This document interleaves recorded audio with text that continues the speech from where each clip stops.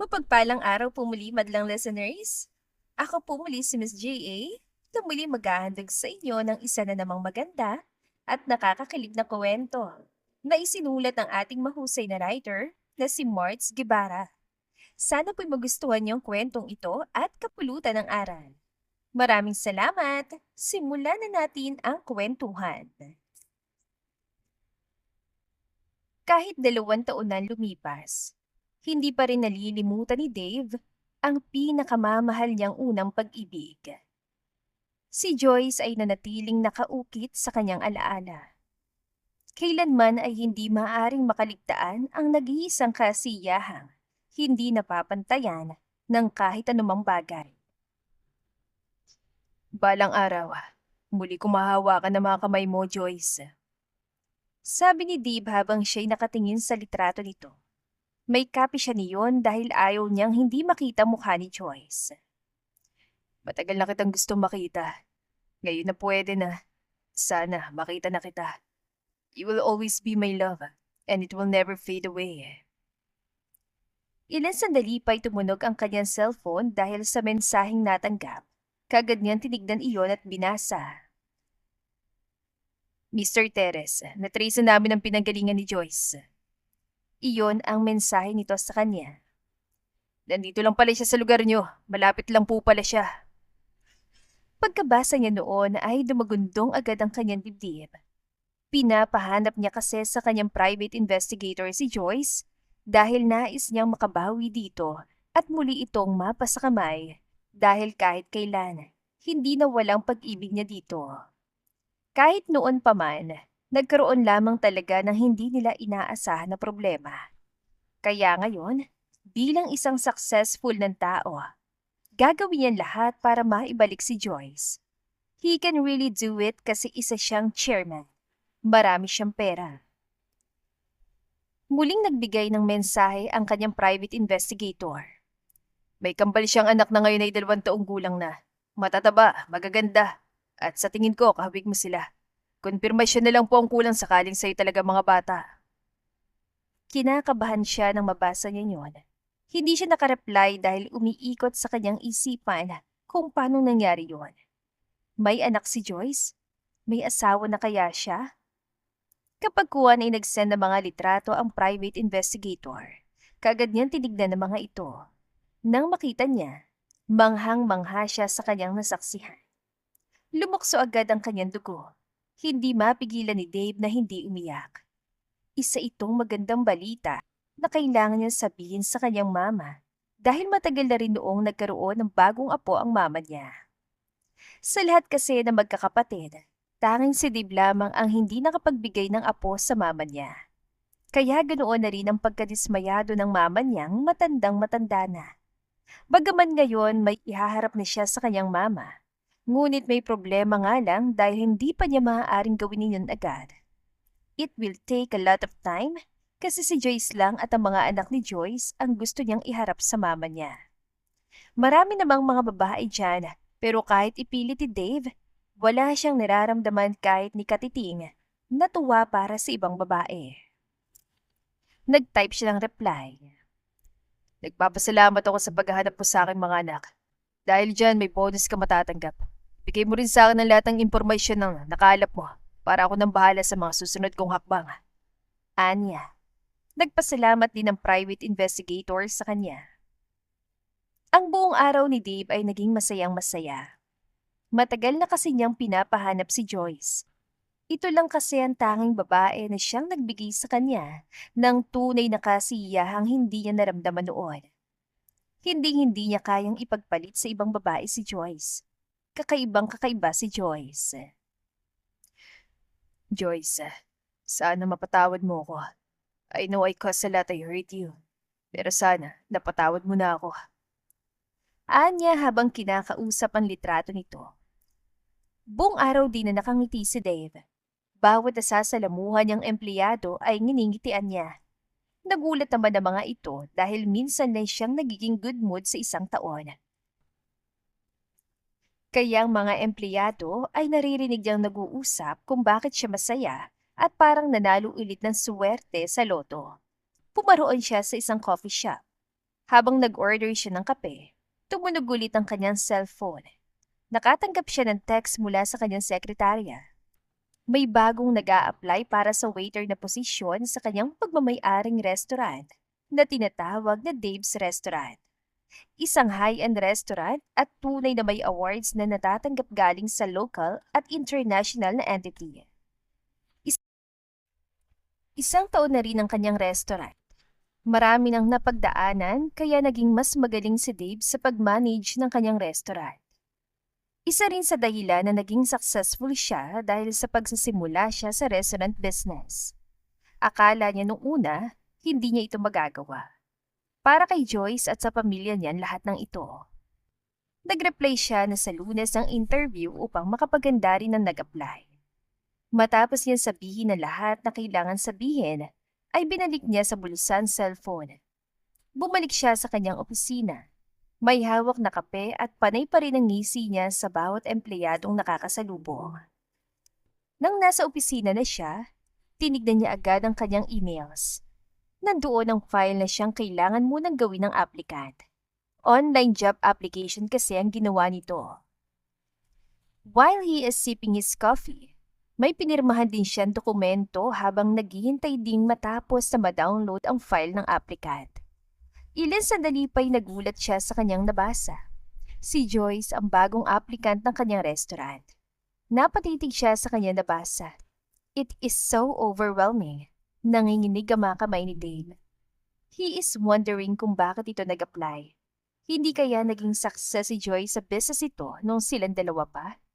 Iyon ang bumabagabag kay Dave. Pero ito na ba ang hinihintay niyang pagkakataon? Ito na kaya ang sign na hinihingi niya noon pa man?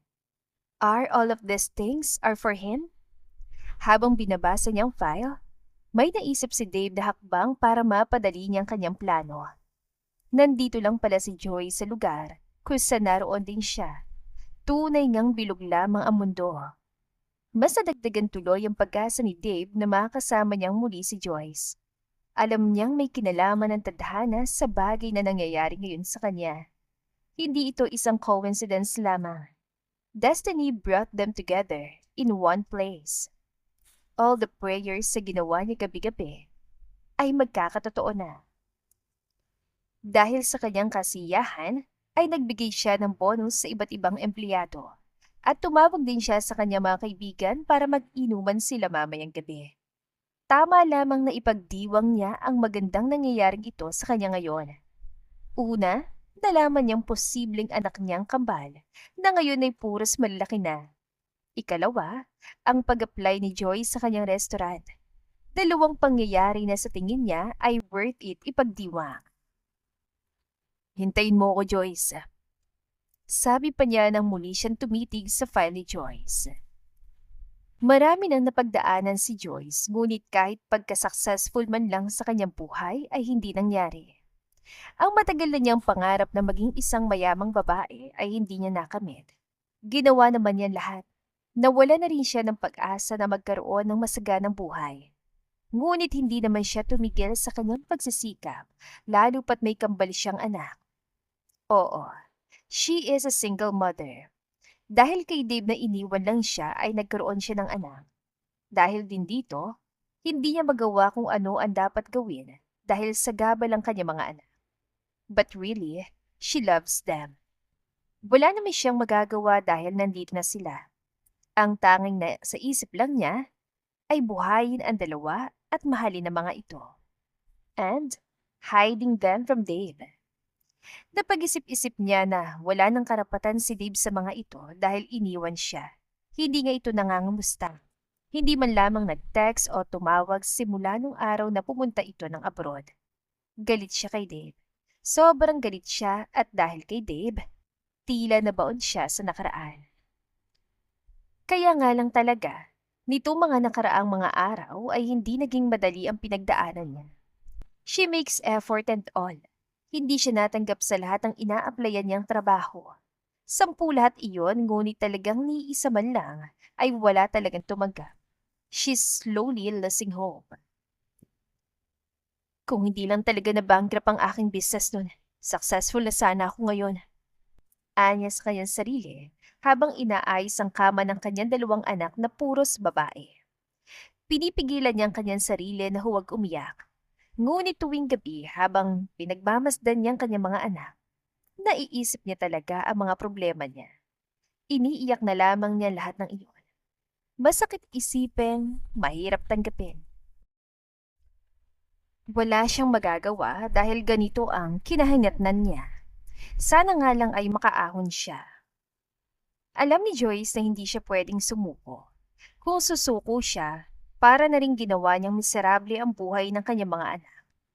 Hindi niya gagawin yon sa kanyang dalawang anak. Balang araw, mangyayari din sa kanya mga bagay na hinihiling niya sa Panginoon.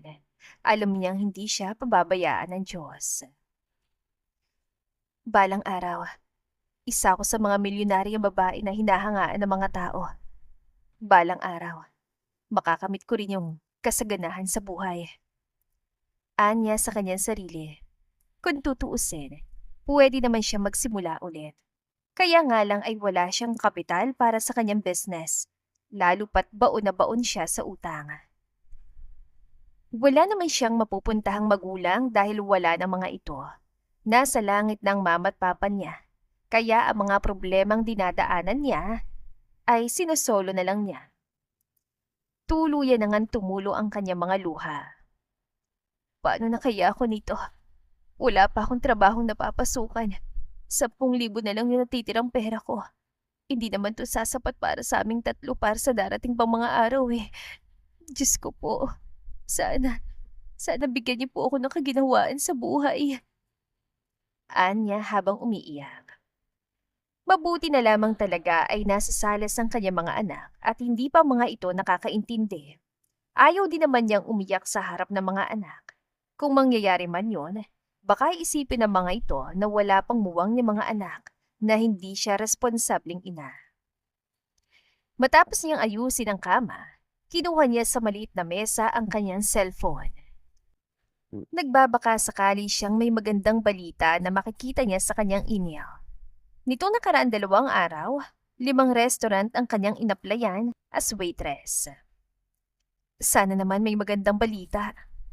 Bulong niya habang hawak ang cellphone. Napapikit siya.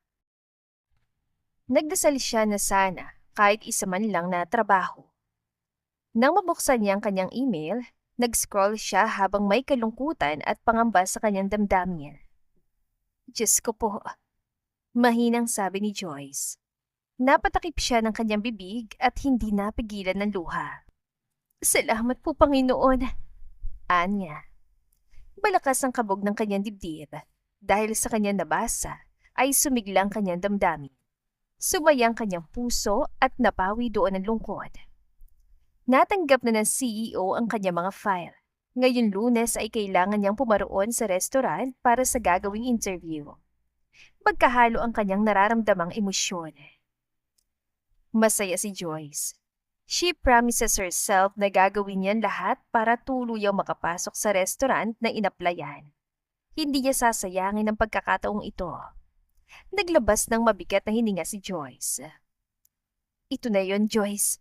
Gagawin mo lahat para sa iyong mga anak sa kinabukasan niyo. Anyang puno ng pag-asa. Lumabas siya ng kwarto. Pumaroon siya sa salas. Sinalubong niya ng mahigpit na yakap ang mga anak. Nais na lamang niyang yakapin ang mga anak dahil sa sayang bumabalot sa kanyang puso. Para sa inyo to, anya rito. Tiyak siyang naramdaman din ng kanyang mga anak ang sayang naramdaman niya dahil yumakap din ang mga ito sa kanya. Muli na naman siya napaiyak. Humupa ang naramdamang emosyon ni Joyce.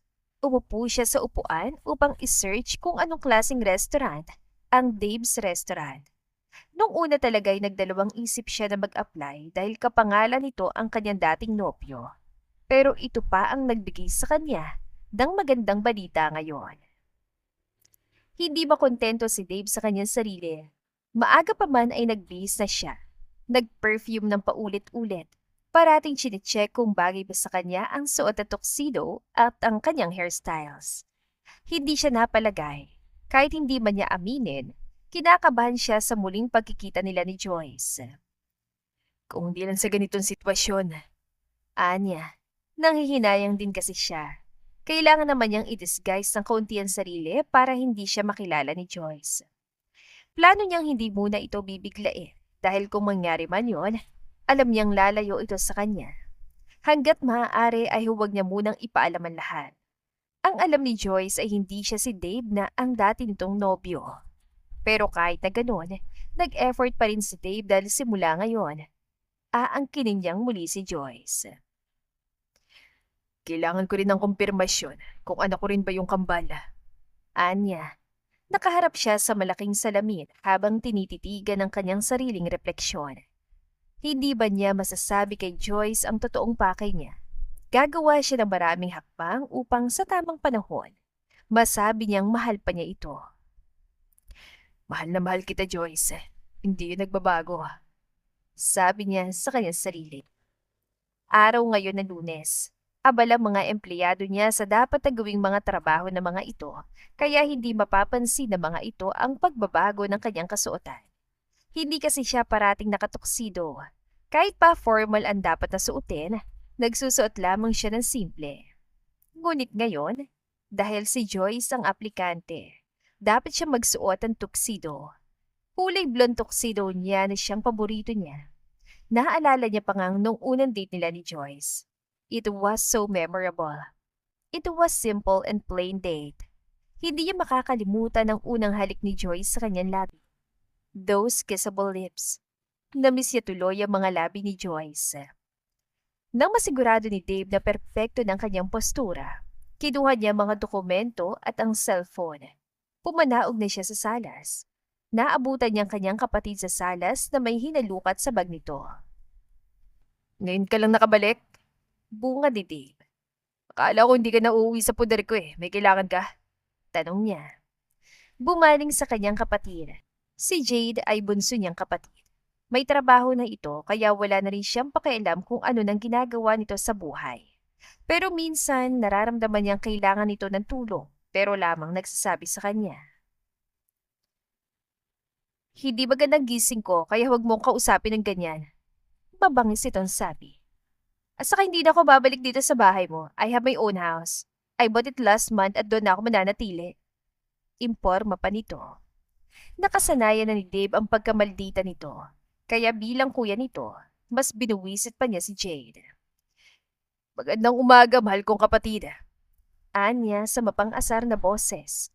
Sige, ang mahalaga marami ka nang alam sa buhay mo. Hindi ka naaasa sa akin. Goods yan. Biro niya.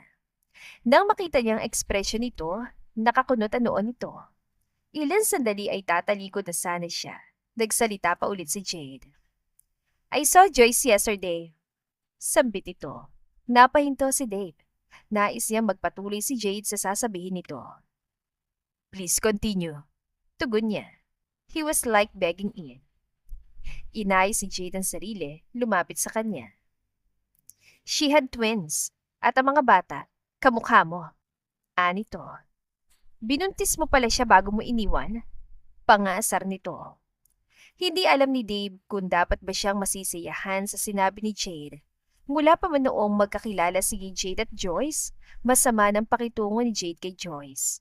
Hindi niya alam kung bakit ganoon ang kanyang kapatid, pero nauunawaan naman ni Joyce si Jade. I already know it. Tugon niya. Well, that's sad. Hindi ko feel na need ka niya.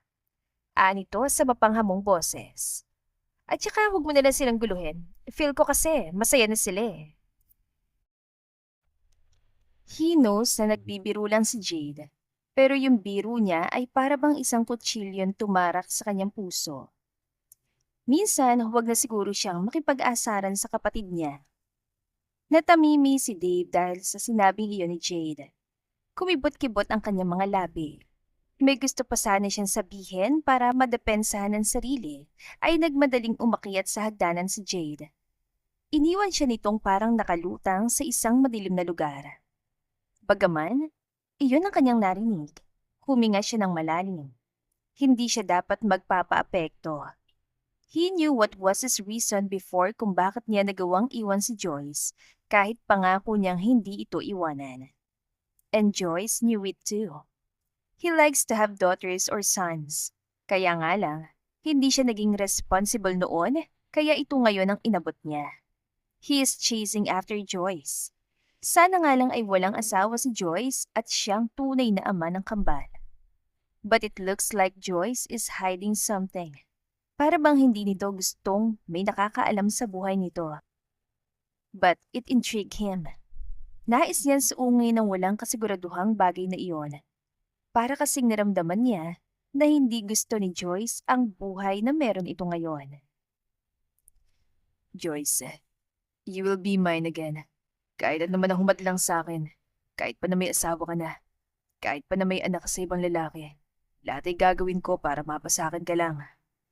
Bulong niya sa kanyang sarili. Natauhan siya. Lumabas siya ng bahay at sumakay sa kanyang sariling sasakyan papuntang Dave's Restaurant. Hindi mapigilan ni Joyce ang kanyang kasiyahang nadarama. Ngayon ang araw kung kailan ang interview niya sa Dave's Restaurant. Buong gabi niyang pinagdarasal na sanay para sa kanya ng trabahong ito. Nasanay ito nang mag-aahon sa kanyang kahirapan. Matapos niyang inihanda ang kanyang sarili, pumaroon na siya sa Dave's Restaurant kasamang kanyang 2 anak. Wala siyang pagbibili na ng mga anak niya, kaya dinala na lang din niya ito. Hindi ito ang kauna-unahang interview sa buhay niya, pero ngayon lamang siya nakaramdam ng kaba na hindi yata para sa interview. Tila ba'y may nakaambang na dapat niyang bigyan ng atensyon. She is making herself beautiful and plain. This is what makes her more pleasant sa mga interview niya. Wala kasi siyang ipambili ng magagarang damit. Kaya kahit simple lang, hindi naman niya pinabayaan ang kanyang sarili. Isang oras siyang bumiyahe. Nang nasa harap na siya ng Dave's Restaurant, ay mas lalong namayani sa kanyang buong katawan ang kaba. Hindi naman siya nerbyosong tao.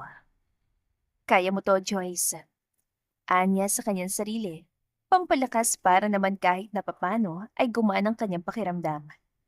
Pumasok na siya sa loob. Palingon-lingon siya sa kabuuan ng lugar.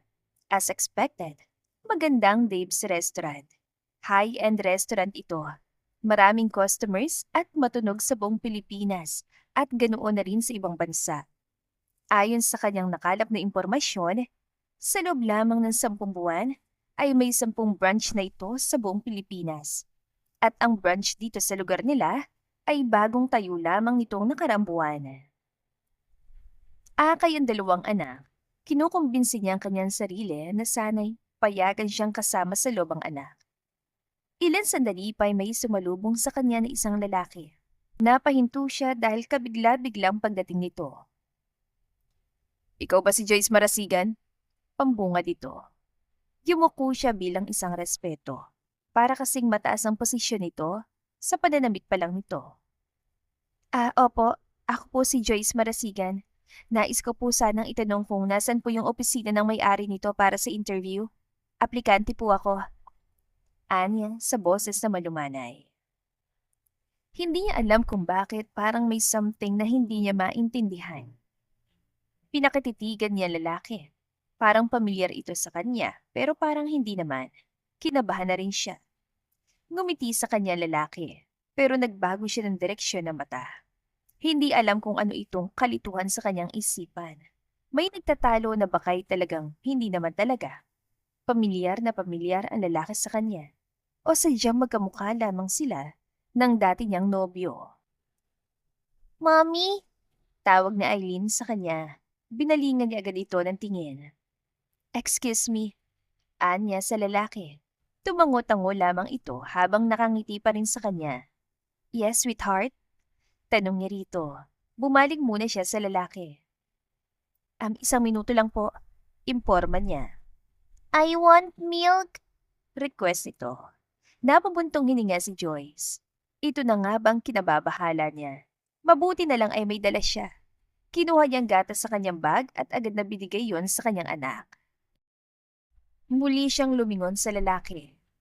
Pasensya na po, dinala ko sila kasi wala talaga mag-aalaga sa kanila eh. Single mom ako, paliwanag niya. Nakita niyang nakatitig lang ang lalaki sa 2 niyang anak na para bang kung hindi siya maging maingat ay kikidnapin nito ang mga anak niya kaya mahigpit niyang hinawakan ng mga kamay ng mga ito. It's okay, halika na, sumunod ka sa akin. Sabi ng lalaki na agad niyang sinundan habang hilan dalawang anak. Sa tingin naman niya ay may posisyon talaga ito rito sa restaurant. O baka ito talaga ang may-ari. Well, naging maganda naman ang pakikitungo niya. Dave is ready for it. Alam niyang itatago talaga ni Joyce ang totoo patungkol sa kambal. Well, lucky him, alam na niya. Kumpirmasyon na lamang ang kanyang hinihintay. Nang nasa loob na sila ng opisina, ay inihanda na rin niya ang kanyang sarili. Please take a seat. Imporma niya. Sa kanya nakikita, naawa siya sa kalagayan ni Joyce. Hindi na nanliliit siya, ay totoo namang nakakaawa ang kalagayan nito. It seems like ito na yung last card ni Joyce. Salamat. Pagpapasalamat ito. Pinapaupo ang mga anak. Tumitig si Dave sa dalawang bata. Tama ang investigador niya. Talagang may hawig ito sa kanya. Are you ready for the interview? Tanong niya. Nagulat si Joyce. Alam niyang hindi nito inaasahan na siya talagang may-ari ng restaurant. Bagaman ayaw niyang malaman na ganito ang tunay niyang identity. Mabuti na lang talaga ay ang mga impormasyong nasa internet ay dati pang impormasyon ng kanyang mama. Branch lang kasi ito ng tunay na Dave's Restaurant kaya hindi pa napa sa kanyang title. But sure thing naman kasi on process na ang mga document. I am the owner of Dave's Restaurant. Imporma niya. Pinigilan niya na lamang ang matawad dahil sa reaksyon ni Joyce. Don't be nervous, take it easy. Malumanay niyang sabi. Kahit naman siya'y kinakabahan din dahil ito ang muling pagkikita nila. Pero hindi naman mag-work si Joyce. Nakaplano na si Dave. Kahit hindi pa nga niya i-interviewin si Joyce, ay pwede na agad itong magtrabaho. She is already hired. Lumapit sa kanya si Joyce. I'm sorry po, hindi ko po agad na-recognize na kayo pala yung may-ari ng restaurant. Pasensya na po talaga. Umupo siya sa swivel chair. Upo ka. Anya. Tinignan muna ni Dave ang kalagayan ng mga anak ni Joyce. It's okay na dali mo sila dito. And actually, nakapagpasya na ako. Maganda naman kasi yung track records mo at iba mo pang files. Kaya even walang interview, ayos na. Actually, you are officially hired. Kahit si Dave, hindi niya maamin na tunay siyang nasisiyahan sa kanya naging desisyon. Ngunit nagulat si Dave nang sa kanyang harapan ay napaluhod si Joyce. Humahagulgol ito. Napatayo si Dave at dinaluhan si Joyce. Thank you so much, Sir Dave. It means a lot to me. Anito. Napangiti na lamang siya. Para sa'yo, Joyce. Anya sa kanyang sarili. Isang linggo na lumipas. Magandang performance si Joyce sa kanyang restaurant. Araw-araw din ay nais na itong makita. Araw-araw siyang good mood. Sa tuwing nakikita niya kasi si Joyce, lalo nang maamon itong mukha. Para bang hinihimas itong kanyang puso. Kung pwede lang talaga na agad niyang angkinin si Joyce, gagawin niya agad.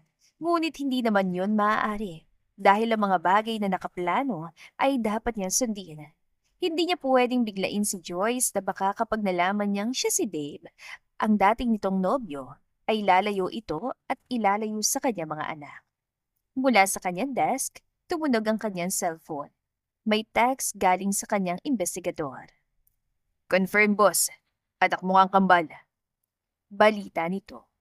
Dahil sa kanyang nabasa ay walang mapagsidla ng kasiyahang nadarama ni Dave.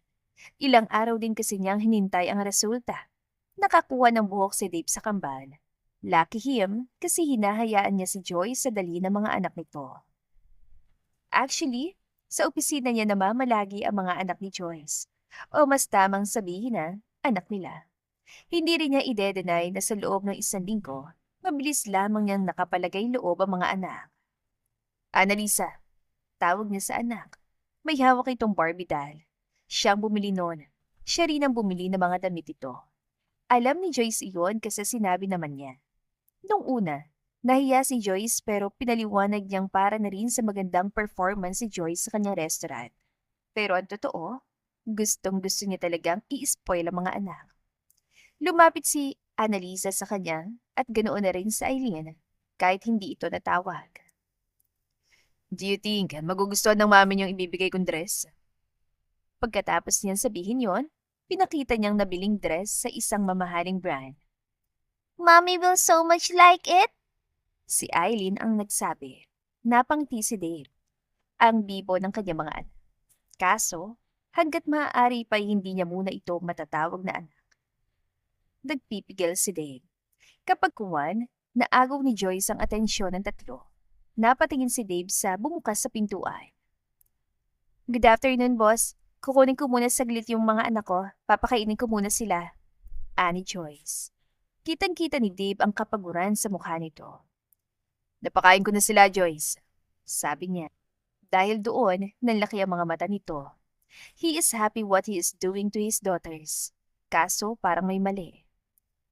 "Boss, hindi ko alam kung paano ko masusuklian yung kabaitan niyo." Anito sa nasosurpresang boses. Lumapit ito sa mga anak. "Ang dami niyo na pong naibigay na tulong sa akin." Anya pa. Enough of that, Joyce. I am happy to help you. Depensa niya. At saka wala rin naman akong mapagtuunan ng oras. I love your daughters. Kahit si Dave ay nagulat sa kanyang nasabi. It was what it is, pero hindi niya dapat yun sinabi.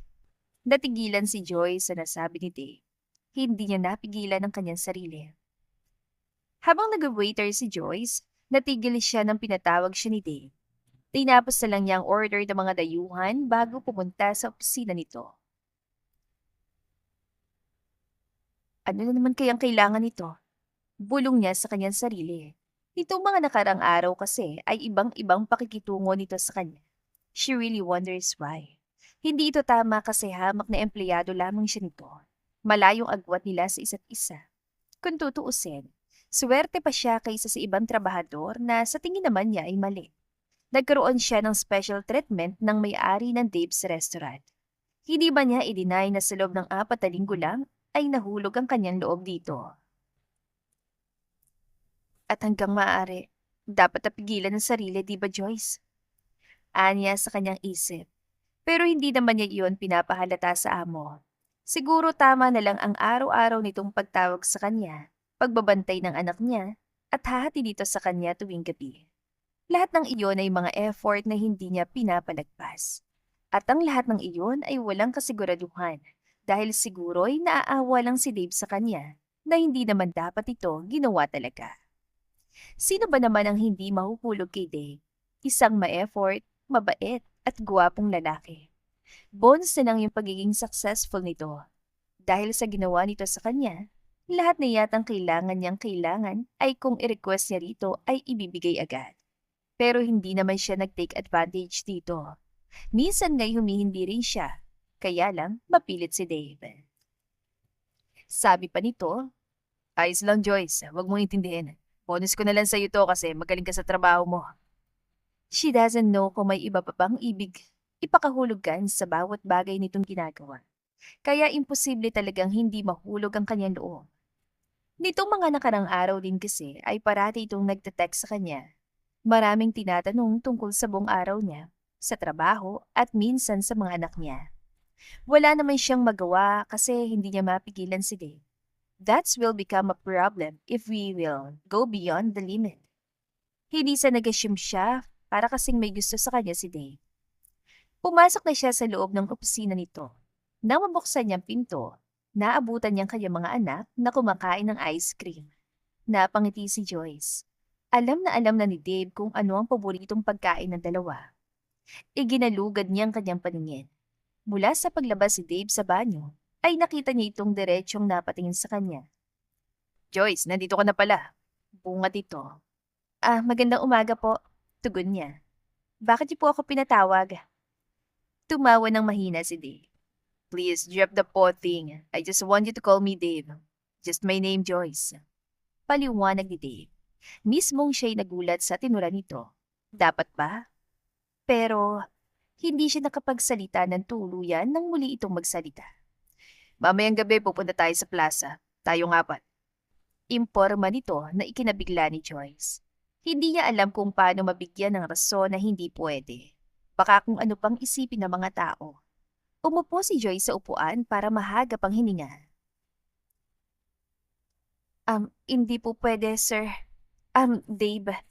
Anyang nauutan. Hindi alam kung ano ba yung dapat na irarason niya. It is a good leisure, Joyce. Hindi din ng mga bata makapunta sila sa plaza, right? Pagdating sa mga rason ni Dave, wala siyang panalo. It feels like parati siyang nako-corner nito. Natahimik na lamang siya. Pero maya-maya pa ay may nag-pop up sa kanyang isipan. Matagal na niya itong gustong itanong kay Dave. Bagaman ay nagdadalawang isip, tumikim siya. Pero ngayon ay may lakas na siya ng loob. Say it, Joyce. Mapaghamong sabi nito. Alam kong mabuti kang tao, Dave. Marami ka ng kabaitang pinapakita sa akin at sa aking mga anak. Pero nagtataka lang talaga ako kung may ibang kahulugan ba yung mga yon. Gusto kong malaman kung meron ba. Mahaba niyang paliwanag na pabuntong hininga siya. Umupo muna si Dave sa swivel chair. Tumitig ito sa kanya na siyang dahilan para ibaling niya sa ibang direksyon ng mga mata. What do you think, Joyce? Tanong nitong pabalik. I ask you first, Dave. Don't play with me. Kung ano man yung nais mo sa akin, please don't be too hard. Don't play with me. Ayoko masaktan at ayoko rin na may dahilan ng pagiging mabait mo sa akin. Anya. Nawalang ngiti sa labi ni Dave. Sana huwag mong masamain yung mga sinabi ko. Nalilito lang ako, Dave. Patuloy pa nito. Gustong sabihin ni Dave ang lahat. Pero sa kanyang nasaksihan, tila may galit pang natitira sa puso nito. Para bang natabunan pa ng nakaraan si Joyce. And it was his fault. Dahil sa sinabi ni Joyce, hindi alam ni Dave kung ano ang susunod niyang sasabihin. Lumapit si Joyce sa kanyang mga anak at kinuha nito ang mga yon. I think it is wrong to tell you this. I'm sorry. I'm sorry too, Dave. Thank you for the good terms. Anito. Tatayo na sana si Dave ay natigil siya. Aalis ka? Yun lamang ang lumabas sa kanyang bibig. Isang tanong na para bang maraming nais gustong makuha ang sagot. Pwede ba akong mag-absent ngayon? Sumasakit din kasi yung likod ko. Sabi nito. Tumangot-tango si Dave, pero nahihimigan niya na hindi ito nagsasabi ng totoo. Hinayaan na lamang niya si Joyce. Naiwan si Dave na may kalungkutang nadarama. Hindi niya lubos maisip na mangyayari yon sa kanilang dalawa. Napaisip siya ng malalim. Naalala rin ni Dave ang nangyari noon. 2 taon na lumipas sa wala siyang nagawa dahil wala na siyang mapagpipilian pa. 2 years ago, magkalapat ang mga katawan ni na Dave at Joyce. Walang nais humiwalay dahil sa nararamdaman nilang init. They kiss each others. Ang mga halikan nila ay dumaraan sa iba't ibang bahagi ng kanilang mga katawan. Hindi na nila matandaan kung ilang oras na silang nagtatalik. Ang mahalaga sa kanila sa mga oras na ito ay ang pagsasalong hindi malilimutan nilang dalawa. Dave, sambit ni Joyce sa marating nito ang rurok. Matambos ang matamis na pag-iisang katawan ni na Dave at Joyce, nabaling ang atensyon ni Dave sa tumunog niyang cellphone. Hinalikan niya muna si Joyce nang mapusok sa mga labi bago bumangon mula sa kama. Kinuha niya sa lamesa ang cellphone. Sasagutin ko muna to. Anya kay Joyce na nakatingin lang sa kanya. Gusto pa sana niyang masundan ang kanyang pagtatalik ay naputol yon. Tumungo si Joyce bilang sagot. Nagbihis muna siya at bago lumabas ang kwarto. Nang nasa salas na siya, agad niyang sinagot ang tawag. Hello? Bungad ang nasa kabilang linya. Dave, ikaw ba to? Tanong nito. Ma, napatawag ka. Tanong niya agad. May problema ba dyan? Patuloy niya. Kakatapos lang na pagpadala niya nung nakaraang linggo ay hindi niya alam kung saan kukuha pa ng pera. Nabaon na siya ng utang. Wala pa kasi siyang napasukan trabaho at parati na ring nagkakasakit ang kanyang ama. Wala naman siya magagawa kundi ang sumuporta dahil siya lang din ang may kakayahang maghanap ng trabaho para sa buong pamilya. Mula sa kabilang linya ay umiyak ang mama niya. Kailan ko ng pera, anak? Malubang-maluban ang sakit ng papa mo. Imporma nito na nahihirapan sa pagsasalita dahil sa pag-iyak. Natuod na lamang si Dave. Hindi niya alam kung saan siya nito kukuha ng pera. Wala na siyang malalapitang tao. Kung si Joyce naman, napag-utangan na niya ito kaso hindi pa niya nababayaran. Parang guguho ng mundo ni Dave. Nalilito na siya. Ma, wala pa akong trabaho. Wala na rin akong mapag-utangan dito. Anya na hindi na rin napigilan ng luha. Hindi naman niya akalain na ganito ang sasapitin ng kanyang buong pamilya. Walang-wala talaga sa ngayon si Dave. Hindi pa kasi nakapagbigay alam ang agency niya na nag-applyan niya ng trabaho sa abroad. Matagal na yun kaso hanggang ngayon ay wala pa rin. Sige anak, tatawag ako ulit. Anito. Pero sana kahit kaunting pera lang anak para mapagamot ko tong papa mo. Kailangan na talaga eh. Namatay ang linya. Ang mga luha ni Dave ay naguunahan. Kalalaki niyang tao ay iyakin siya. Bata pa lang siya, tinuruan niya siya ng kanyang ama na maging matapang sa kahit na anong problemang dumaraan sa buhay. Kaso lang, ngayon na kanyang problemang kinakaharap ay wala siyang katapangang ihaharap. Kotang-kota na siya sa pagpapanggap na matapang siya. Ilan saglit pa'y narinig ni Dave ang mga yapak ni Joyce na papalapit sa kanya. Inayos niyang kanyang sarili. Ayaw din kasi niyang malaman ito na may problema siyang kinakaharap. Dave, mahinang wika nito. Hindi siya lumingon pagkat nahihiya siyang makita nitong kahinaan niya. Ayos ka lang ba? Pero hindi na napigilan ni Dave ang kanyang sarili. Tumayo siya at lumapit kay Joyce. Yumakap siya rito at humagulgol ng malakas. Nandito lang ako, Dave. Kung kailangan mo ng tulong, nandito lang ako. Sabay nating harapin ang problema mo. Mahinang wika nito, sabay haplos sa kanyang likod. Salamat, Joyce. Tugon niya. Please tell it to me. Makikinig ako. Kailangan mo yan sabihin sa akin. Tutulong ako kung pwede. Sambit pa nito. Tumayo siya at yumakap kay Joyce na mahigpit. Muli siyang napaiyak. Talagang hindi siya hahayaan ni Joyce na maghirap. Hindi siya nagkamaling ibigin ito. Habang naguhugas ang plato at mga kutsara si Dave, ay tumunog ang kanyang cellphone. Umalis na muna si Joyce para kumuha ng pera sa bank account nito. Kahit kaunti lang yon, para sa kanya, malaking tulong na ito. Joyce is here to help him.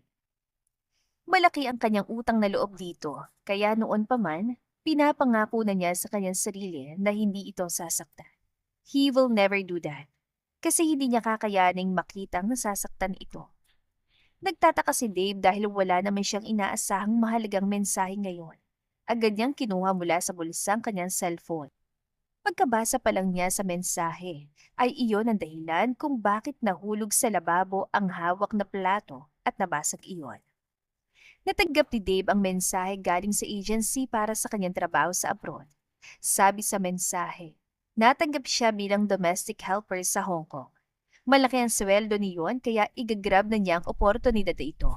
Ngunit natigilan siya. Natanggap ako. Naibulong niya.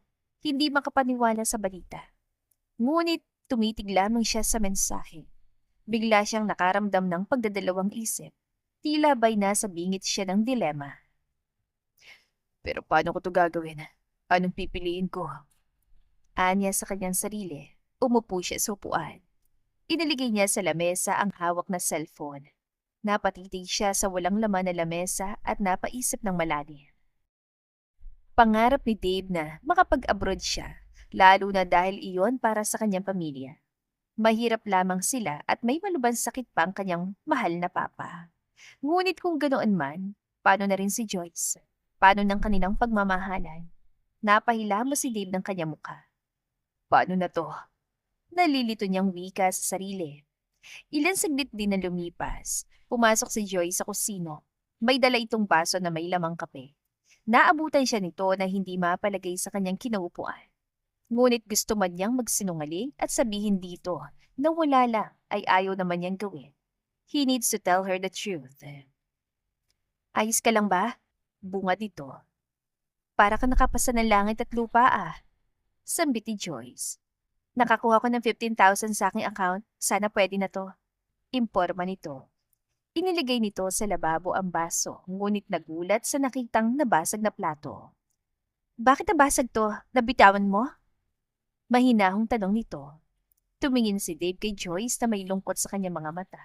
Hindi niya alam kung dederechuhin niya ba si Joyce. Hindi siya sumagot kay Joyce. Ang naisa lamang niyang gawin ngayon ay ang umiyak ng umiyak. It is hard to make a decision na alam niyang sa huli ay pagsisisihan niya. Ngunit tinitimbang ni Dave kung saan ang mas nangangailangan sa kanya. Joyce, Wika niyang gusto na lamang na lumayo agad kay Joyce. All these years, nag-promise siya kay Joyce na hindi niya ito sasaktan. He made a promise na dapat kahit ano pa man ang mangyari ay hindi niya ito iiwan. But what makes him feel the aching is making a decision na may masasaktan siya. Dave, kung ano man yung pinagdadaanan mo, I can help you naman. Wika ni Joyce. Nalulungkot ito para sa kanya. Tinignan niya sa mga mata si Joyce. Her eyes are full of joy. Ayaw niyang mawala o masaktan niya si Joyce. Pero wala siyang ibang nais kung hindi ang sundinan sa tingin niya ay ang masararapan. alam kong masasaktan ka sa sasabihin ko, Joyce. Pero sana mapatawad mo ko. Panimula niya. Tumayo siya. Lumapit siya kay Joyce. Humarap sa kanya si Joyce na naguguluhan. Please say it directly. Siguro maintindihan ko yon. Tugon nito.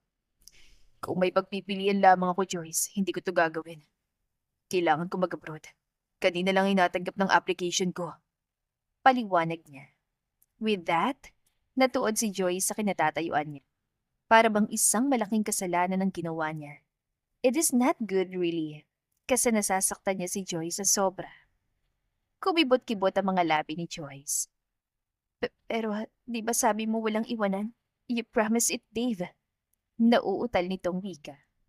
You promise na hindi mo ko iiwan kahit ano man ang mangyari. Pero ano to, Dave? Mahinahon pa rin itong wika. Pero alam naman niya na pinipigilan lamang nito ang totoong nararamdaman. Mismong siya hindi alam kung paano sasagutin si Dave. All of that is hurtful. I'm sorry, Joyce. May malubhan sakit si Papa at wala akong ibang mapagkakakitaan. Kailangan ko mag-abroad bilang domestic helper. Sana'y maunawaan mo ko. Paliwanag niya. Hoping this will end with good terms. Nalilito na rin ako sa aking desisyon, Joyce. I can't do this na para bang may pilit na hihila sa akin na ayaw pumunta ako doon. Joyce, sana maintindihan mo ko. Tatanggapin ko magagalit ka sa akin. Mahal kita, Joyce. Hindi nagsalita si Joyce. Hinawakan niya ang kamay nito. Joyce, I promise you na magiging okay ang lahat. Kailangan ko ng pera. Baon na ako. Babalik din naman ako eh. Naiintindihan kita, Dave. And I hope, naiintindihan mo rin ako. Mahal kita. Natatakot ako na baka iwan mo ko, na hindi ka nababalik. Masaganang luha nito. Natatakot ako na pagdating mo roon, hindi mo na ako maisip, hindi mo na ako mahal, hindi mo na ako makilala pagbalik mo rito. Natatakot ako na mawala ka sa akin, Dave. Kaya sana maunawaan mo rin itong nararamdaman ko. Joyce, please. Ngunit lumayo si Joyce sa kanya. Dali-dali ito pumalis.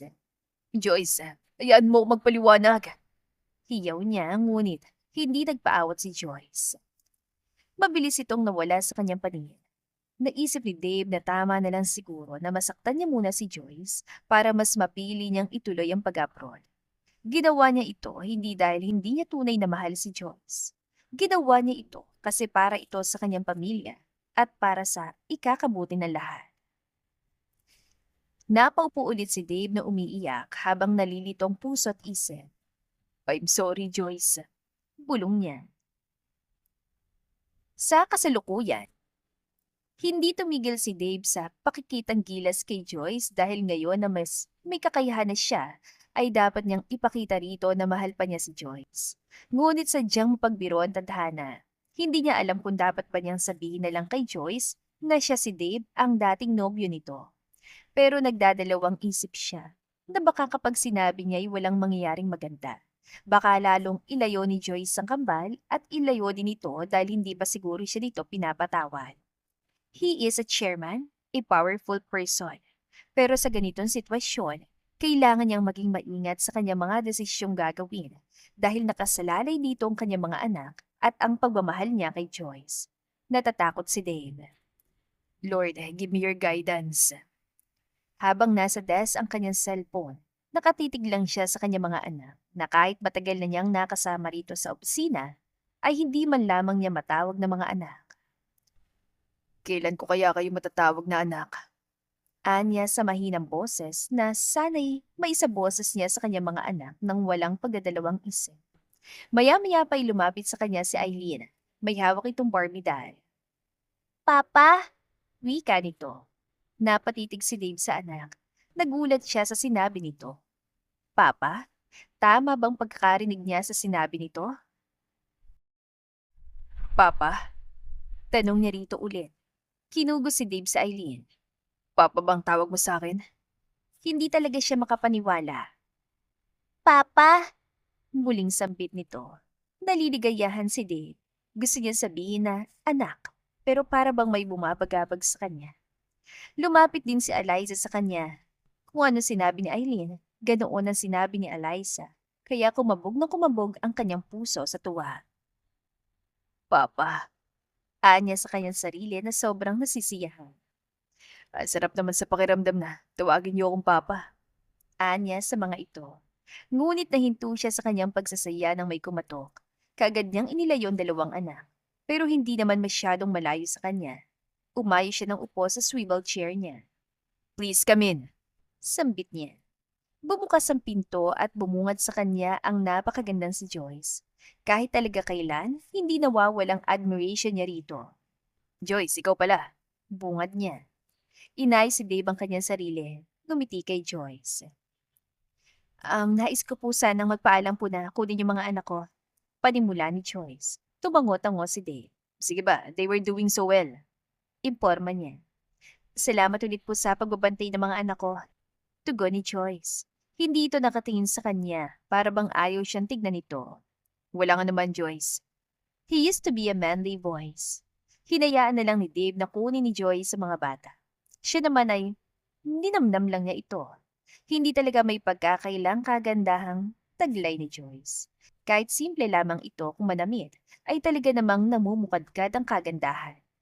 Matapos ayusin ito mga anak, muli itong bumaling sa kanya. Aabsent ulit ako bukas, Dave. Papasyal lang kami ng mga anak ko. Pagbigay nito ng paalam. Matagal na rin kasi na hindi ko ulit sila naipasyal. Sabi pa niya. Kahit hindi pwede, basta kay Joyce, lahat pwede. Tumango-tango siya. Gusto mo, samahan ko kayo? Anya, nagbabaka sakali siya na sana'y pumayag ito. Kaming tatlo lang sana, sorry. Anito. Okay lang. Tugon niya. Hindi naman siya mapilit. Kaya lang nadismaya siya. Gusto niya rin kasing makabanding silang tatlo. Para naman para silang isang masayang pamilya.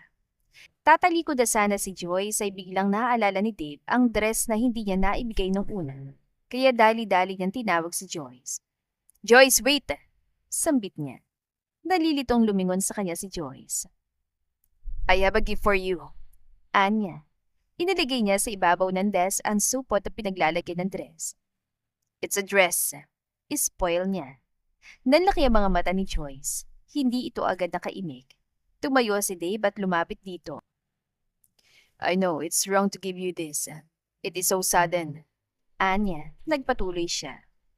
I hope tanggapin mo to. It's no means really. Gusto ko lang na bigyan kita ng dress. Kahit ang totoo ay gusto niyang maramdaman ni Joyce na mahal niya ito. Gusto niyang sa effort niya ay may mararamdaman si Joyce. This dress is really intended for her. Hindi ko alam kung ano ba dapat yung sasabihin ko. Anito sa boses na parang napapaos. Pero tatanggapin ko ito dahil mabait ka pa rin, Dave. Ngumiti si Joyce. Inalahan ni Dave ang supot. Ngumiti siya kay Joyce na bumaling sa ibang direksyon ng mga mata. Ngayon nasasabihin ni Dave ang napag-isipan niya kagabi pa man. Sana nga lang ay hindi magagalit sa kanya si Joyce. I like you, Joyce. He confesses. Hindi niya napigilan ng kanyang sarili na sabihin yon. I really like you so much. Anya pa. Ngunit ang sabihin niya yon, dali-daling hinila ni Joyce sa mga anak. Ang inilahad niyang supot ay mabilis din itong hinablot. Iniwan siya nitong natulala sa tinura ni Joyce. Hindi niya alam kung galit ba ito o ano. Pero sana, sa sinabi niyang yon, may magandang patutunguhan. 2 araw nang nakalipas simula nang sinabi ni Dave sa kanya na gusto siya nito. Sa loob ng mga araw na yon ay iniiwasan niyang magtagpong kanilang mga mata. Kahit nasa opisina mga anak niya, mabilis na lang din siyang lumabas. Hindi siya nagtatagal sa opisina nito. Nahihiya siya kay Dave, yun ang totoo. Kasi rin ay gusto niya si Dave. Sino ba naman ang hindi mahuhulog ang loob kay Dave kung ganun siya nito itrato? Nahulog ang loob niya kay Dave. Totoo naman na naramdaman niyang bagay na yon. Ngunit bumabagabag din sa kanya na baka'y pinaglalaroan lamang siya nito o naaawa lamang ito sa kanyang kalagayan. O baka'y may iba pa itong rason. Pero hindi pa rin naiiwasan ni Joyce ang bugso ng kanyang puso. Nag-take note siya ng order ng pinatawag siya ni Dave. Nag-cover up naman ang kasamahan niya. Salamat, anya kay Aliyah nang ito nang nag-take note sa order ng isang pamilya. Dali-dali niyang nininisan ang kanyang sarili sa likod ng kusina, kung nasaan ang quarter nila. Nang matapos, nakasalubong niyang kanilang head waitress. Parang may gusto yata sa'yo si Sir Dave ah. Anito sa mapang-asar na tono. Hindi niya alam kung masisiyahan ba siya sa sinabi nito o mababahala. Pilit na lamang siyang ngumiti. Dumiretso si Joy sa opisina ni Dave nang masigurado niyang malinis na siya. Pinatawag mo raw ako? Bungad niya kay Dave. Naabutan niya itong nakipaglaro sa kanyang mga anak. Nasisiyahan si Joyce na nakapaglagay loob si Dave sa kanyang mga anak. Sinalubong siya ni Dave na may ngiti sa mga labi. Oo, punta tayong sine. Sambit nito. May trabaho pa ako. Depensa niya. Ang totoo niya ay nahihiya lang siya. Ngayon lang to, Joyce. At saka nasabi ko na sa mga anak na pupunta tayo sa sinehan. Paliwanag nito. Sa tinura ni Dave, wala na naman siyang panalo. Sige na nga, tugon na lamang niya. Nasa sinehan na sila. Pinalano na ni Dave na rito sa sinehan ay sasabihin niya kay Joyce na maliligaw siya. Kinakabahan man siya ay wala nitong atrasan. Kakayanin mo to, Dave. Pampalakas loob niya sa kanyang sarili. Magkatabi silang dalawa ni Joyce. Ang dalawang anak ay nasa kanang banda. Abala si Joyce sa panonood. Tapos abala naman siya sa pagtitig sa maamong mukha nito. Ilang sandali pa ay lumingon sa kanya si Joyce. Alam ko nakatitig ka sa akin kaya sagutin mo ako kung bakit ka nakatitig. Anito. Bumuntong hininga si Dave bago sumagot. May sasabihin ako sa'yo, pero sana huwag ka magalit. Alam ko napakabilis ito pero sana. Diretso. Pambabanta ni Joyce. Natawa naman siya na mahina. Gusto sana kitang ligawan, Joyce. Sambit niya. Kumabog na mabilis ang kanyang puso. Kung ano man ang magiging sagot ni Joyce, tatanggapin naman yon. Pag-iisipan ko. Sagot nito. Natameme si Dave. Yun lang ang sagot ito? Para na ring sinabi nitong hindi pwede. Pero sige, patunayan mo sa akin na totoong lahat na gusto mo ko. Muling sabi nito na siyang nagbigay sa kanya ng kasiyahan. Talaga? Hindi makapaniwala niyang sambi dahil sa sobrang tuwa, nahalikan niya bigla si Joyce. Parehas silang natuod na mapagtantong isa yung pangyayaring hindi inaasahan. Dave, mahinang sabi ni Joyce na magkalayong kanilang mga labi. Para bang isang pinagsama muling enerhiya ang kanyang naramdaman. I really like you, Joyce. Sambit niya. Matagal na tumitig lang sa kanya si Joyce. Ano ba nakita mo sa akin at nagagusto ka? Tanong nito. Kung pwede lang sabihin yan totoo, ay walang pag-aalinlangan niyang gagawin yon. Pero hindi pwede. Hindi pa tamang panahon. He thinks it's not. I think we should go home. Suwestyon ni Joyce. Tumango-tango si Dave sa sinabing iyon ni Joyce. Kakaibang naramdaman ngayon ni Dave. Tila para bang gusto niyang angkinin muli ang mga labi nito, ngunit hindi sa ganitong klaseng lugar. He bites his lips. Nagpipigil siya sa kanyang init na nararamdaman. Napagpasyahan nilang umuwi na. Tig-iisa sila sa kambal para hindi mahiwalay sa kanilang mga ito. Kung titignan sila sa malayo, para silang isang perpektong pamilya. Yun din ang iniisip ni Dave na sana'y gano'n na lang. All of that is a perfect thing. 1 month later. Simula nang sinagot ni Joy si Dave dahil mahal din naman talaga niya ito, ay walang araw na hindi siya nito binibisita sa dining area na restaurant. Walang araw na hindi siya at ang mga kambal na ihatid sa bahay nila. Walang araw na wala itong sorpresa o ibibigay sa kanya. He spoiled her. Nahiya na nga siya ng sobra dahil wala naman siyang maibigay kay Dave kundi ang halik lang niya. Dave, kanina ka pa ba? Nagulat siya nang mula sa kanyang likuran ay niyakap siya nito. Oh, tinititigan kita ng 1 oras. Anito. Pabiro niya sinampal ang balikat ito nang humarap siya. Ikaw talagang kulit-kulit mo. Pwede ka bang umalis muna kasi hindi ako makapag-concentrate sa pagtatrabaho ko? He nods, saying no. Hindi akalain ni Joyce sa ganitong klaseng lalaki pala si Dave. At sa tuwing may ginagawa si Dave sa kanya, naalala niya ang dati niyang nobyo, nakaparehas ang pangalan ng nobyo niya ngayon. She wondered kung nasan ang dati niyang boyfriend. Hinalikan siya ni Dave. Date tayo mamaya kasama mga anak natin. Imporma nito. Simula nang maging magsyota na sila, tinawag na rin itong mga anak sina Eileen at Eliza. Labis ang tuwa niya. Laki rin ang kanyang pasasalamat sa Panginoon dahil sa mga biyayang kanyang natanggap. Hindi niya nga akalain na hahantong ang buhay niya sa ganitong estado. She hopes na mananatiling ganito na lamang ang lahat. Dave kisses her again. Dave, ano ba? Nakukulitan kasi siya dito. Nagpaut naman ito na parang isang bata. Kiss me. Request ito. Nag-roll eyes siya. Pero wala siya nagawa dahil kapag hindi niya ito hahalikan, hindi ito aalis. Kaya, hinalikan niya ito. Dave is happy to have Joyce back in his life. Kaya nga lang ay may problema siya. Natatakot siyang aminin kay Joyce na siya si Dave. Ngunit kung mananatiling ganito naman, para na rin siya nag-cheat kay Joyce. Hindi kasi nakakaya ng kanyang konsensya. Siguro ito na yung tamang panahon para sabihin niya lahat kay Joyce. Siguro naman ay mauunawaan siya nito dahil mahal siya nito. Pagkatapos silang mag-date, hindi siya umuwi sa sariling bahay. Hinatid niya si Joyce at ang mga anak. Sa bahay ni Joyce siya matutulog dahil ngayong gabi niya sasabihin dito ang lahat. Kung makakaya niyang sabihin. Thanks a lot, Dave. You made my day and night.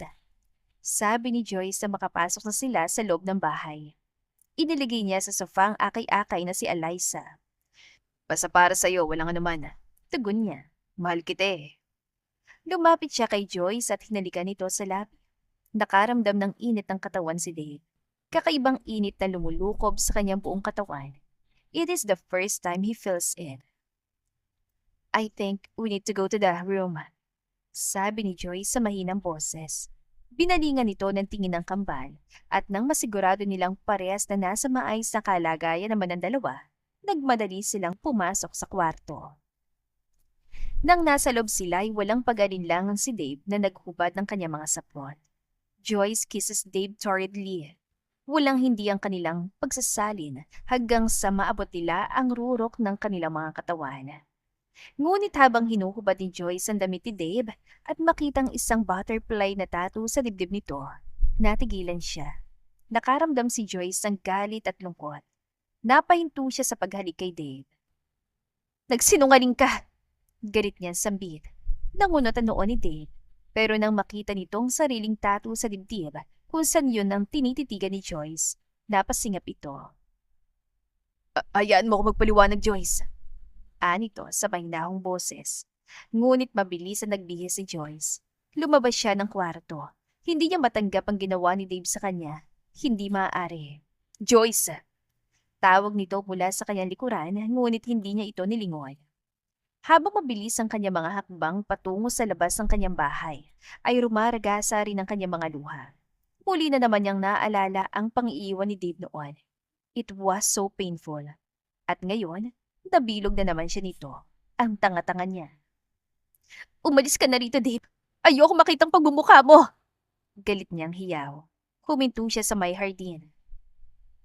Hindi ko lubos maisip na after all this time, binibilog mo lang pala ako. Joyce. Sambit nito sa pangalan niya. Lumapit naman ito. Lumayo naman siya. Please, Dave, umalis ka muna. Request niya. Ayaw niya muna makita ang pagmumukha ni Dave. Hindi alam kung anong gagawin niya ngayon. Lalapit na sana si Dave, sumigaw ng malakas si Joyce. Dave! Walang nagawa si Dave kundi ang umalis muna. Here it comes. Ito na nga bang kinakatakutan niya. Sumakay siya sa kanyang kotse na may dismayadong nararamdaman. I'm sorry, Joyce.